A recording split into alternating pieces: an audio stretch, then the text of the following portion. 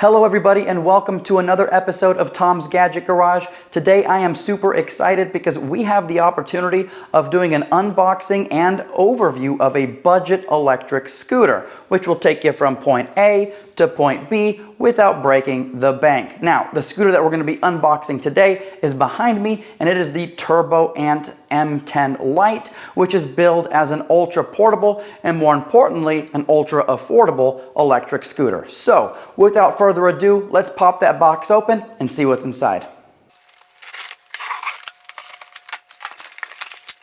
Alright, so first thing we've got in the box is an instruction manual, which I will be going over from front to back here in a moment.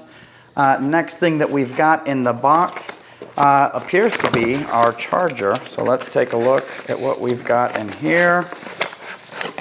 Alright, so we do have a charger in the box with a max output of 1.5 amps. And it looks like here we've got a little toolkit, some hex wrenches, all the stuff we'll need to get this thing assembled.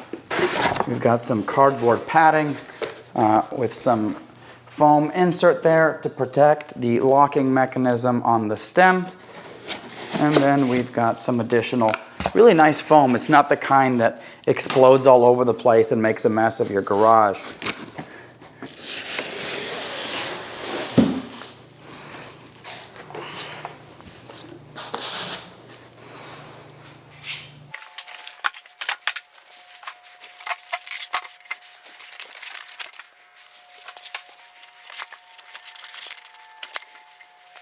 Alright, so this is what the scooter looks like out of the box. Overall, this is really well packaged, and from looking over the scooter, I don't see any damage so far at all whatsoever from the shipping, so that is fantastic.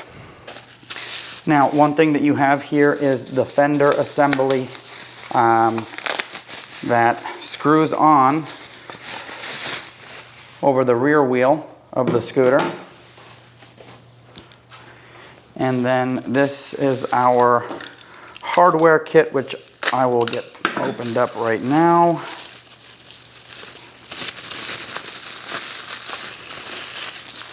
And this has got all of our hardware, hex wrenches, everything we'll need to assemble this scooter. You've also got your handlebar assembly that is also very well packed to prevent damage. So we'll get this thing opened up now. And we will work on getting everything attached to the scooter. All right, and now what we're gonna do is we're gonna get the fender attached to the scooter with the supplied hex screws. All right, and this is what the fender looks like installed. It's also got a clip here for the folding mechanism that actually slots right into here, which keeps everything secure, and I'll show you how that works here in a moment. You've got some plugs here that you can use to protect the actual screws here. So we'll just go ahead and insert those plugs there.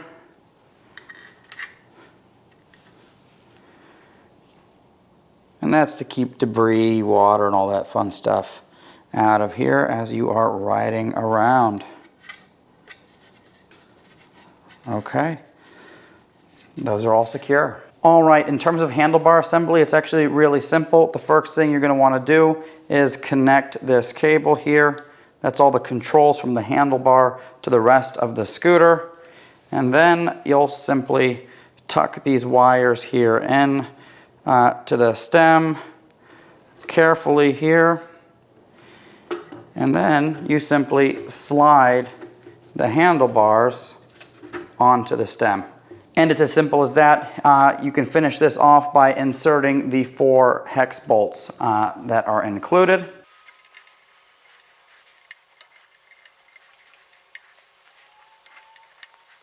And there's a little bit of assembly on the latching mechanism. You simply bring this down and you've got this. You just thread that there through the holes and you put the screw and washer in on the opposite side. All right, and once you tighten that down a little bit, you'll use the other Allen wrench and tighten this down. And then For the folding mechanism, we can now lift this up and lock it into place. All right, and that is what the TurboAnt M10 Lite looks like in its fully assembled form. This thing only weighs 30 pounds, it's 14 kilograms, so it is super portable. It is not a chore to lug around. Simply fold it and carry it with you. If you've got to go up a flight or two of stairs, you're not going to have any issues at all whatsoever with this. Now, I do want to point out a couple things here. This scooter does have a disc brake in the rear. It's a mechanical disc brake, and in the front, you've got an electronic brake, and you also have your 350-watt motor up front. The tires on this scooter are 8.5-inch pneumatic tires, both in the front and the rear. This scooter does have a very sturdy kickstand, and you also have your charging port, as well as this protective cover for the port here. And the cable management on this scooter is absolutely superb. Really, the only thing that you see are these red brake wires and this other information wire here for some of the settings on the scooter. Now, a couple quick stats on this scooter. It does have a claimed range of 15.5 miles, which of course we'll be testing. One thing to keep in mind with scooter mileage is it's really dependent on the conditions in which they tested the scooter with. Usually with a 165-pound rider on flat ground in ideal conditions, driving around in eco mode. But we'll test it out to get some real-world mileage stats. This scooter will do 16 miles an hour. We'll be testing that out as well. And TurboAnt does say that this has a 15-degree climb capability. And so we'll do some hill tests with this scooter as well. Taking you up top here, we do have our LCD display, as well as the latching mechanism for when you want to fold the bike. You've got your brake here, as well as this thumb throttle.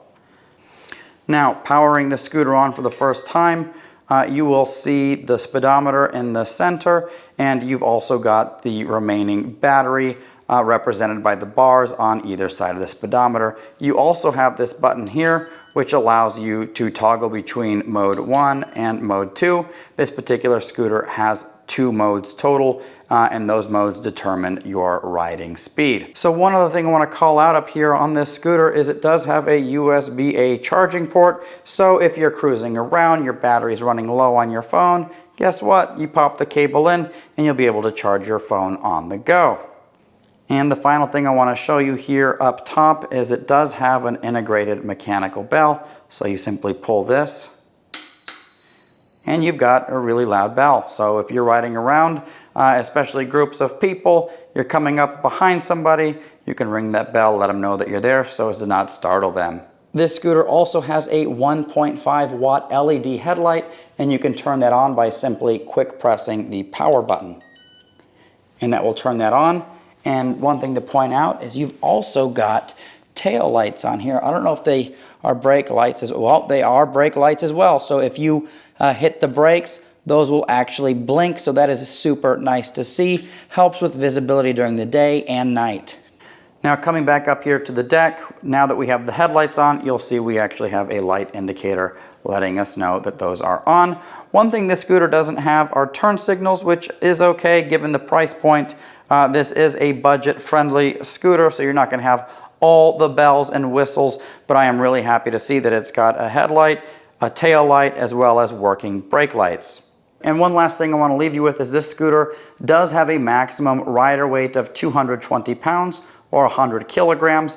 I weigh in around 195, so I'm coming close to that upper threshold, so we'll see how this scooter performs with somebody of my weight. Alright, so there you have it. That was the unboxing of the TurboAnt M10 Lite. I hope this content was helpful in giving you an understanding of what's in the box, how it's packaged, and what that assembly and setup process looks like.